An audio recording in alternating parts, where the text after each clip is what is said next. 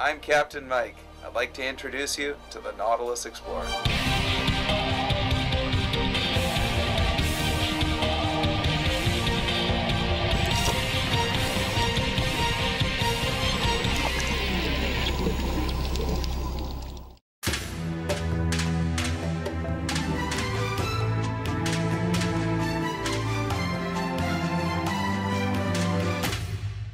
Okay, so initially going to Guadalupe Island to see great white sharks, I was thinking that having seen them on TV, I'd be kind of jaded and therefore wouldn't really be as excited in person as I anticipated I should be. And having been, I can honestly say that now when I watch video, the hair on the back of my neck stands up a little bit and I get a little creepy sensation on my spine. So we took the long ride out to Guadalupe. It was like 20 hours from Ensenada to get there. And the boat ride was beautiful, fantastic. We showed up early in the morning, or late at night rather. It was like 1 o'clock in the morning, so I guess that is technically early in the morning. And they dropped the cages in the water at about 6 in the morning.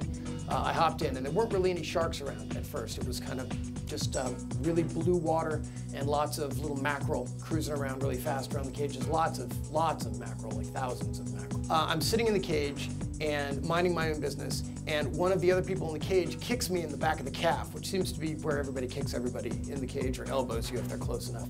And I spun around with the camera just in time to press record, but I saw this great white shark coming right at me, and it's that, you know, looks like an airplane fuselage with the pointy nose and the wings sticking out, and it kept coming and coming and coming and coming and coming and not veering, and then just at the last second pulled off, and that's when my camera started rolling, and I caught this just gill, eye, mouth, body rolling past the camera. And that was really exciting.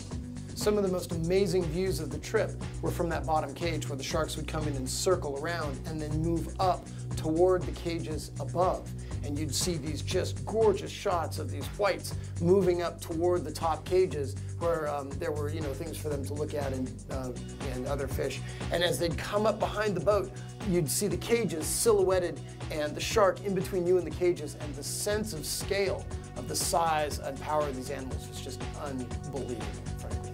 The crew take exceptionally good care of you. They're always there handing you something. I felt like I ate more than I ever should have. Thank goodness I could spend enough time in the water to burn it off. Plenty of opportunity to get into cages and to see things, and just great camaraderie. Met fantastic people above water and met fantastic sharks below.